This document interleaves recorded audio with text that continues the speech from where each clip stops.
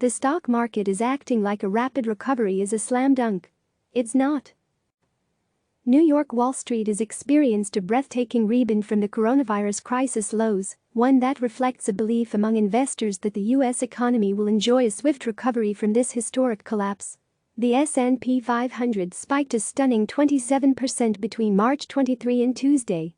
It was the biggest 15-day rally in 87 years, according to Bespoke Investment Group.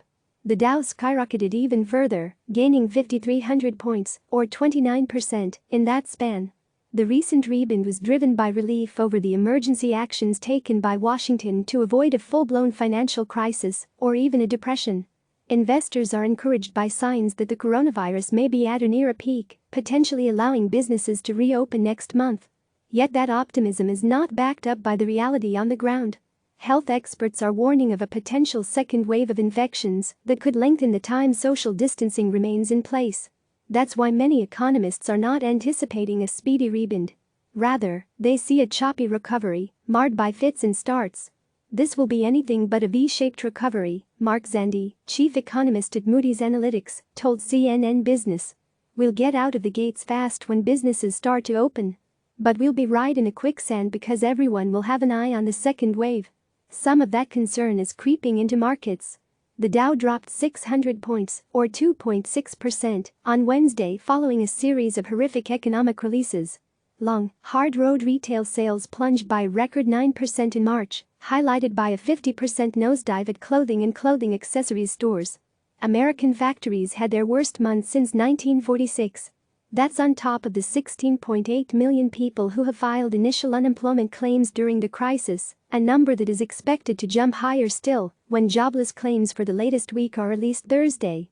Economists at JPMorgan Chase estimate GDP will collapse by 40% during the second quarter, driving up the unemployment rate to 20%. Some Federal Reserve officials are warning the economy could stay weak. This could be a long, hard road that we have ahead of us until we get to either an effective therapy or a vaccine, Minneapolis Fed President Neel Kashkari told CBS on Sunday. It's hard for me to see a V-shaped recovery under that scenario. San Francisco Fed President Mary Daly expects something more, like negative quarters of growth throughout 2020, and then a gradual return to positive growth in 2021, she told the Wall Street Journal on Tuesday. The great debate. Is the worst over for stocks? Yet the stock market is still anticipating a more rapid recovery, setting the stage for a potentially painful disappointment.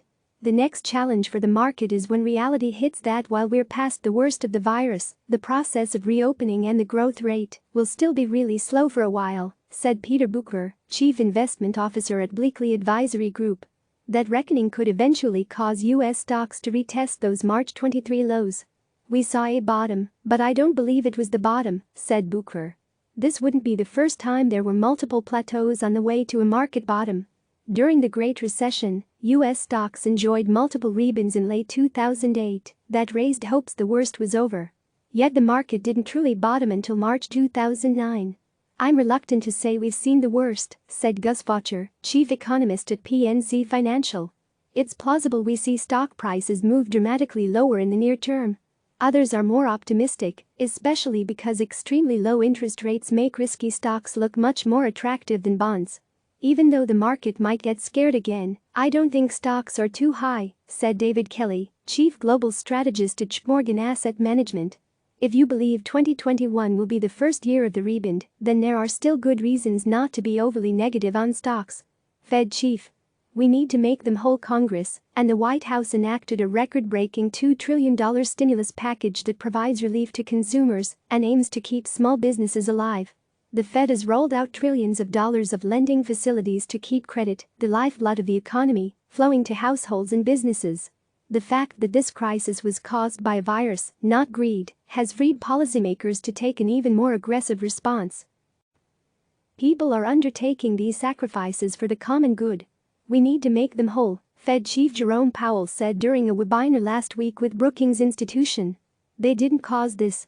Their business isn't closed because of anything they did wrong. Marko Kolanovic, global asset strategist at JPMorgan, said those comments underscore his team's belief that stocks will reach record highs next year, likely by the first half of the year. Unhindered by moral hazard, the response of fiscal and monetary authorities is and will continue to be unprecedented, Kolanovic wrote to clients this week, with the goal of essentially making everyone whole. Yet it may not be realistic to think the government can eliminate all economic pain, especially if the health crisis lasts longer than anticipated.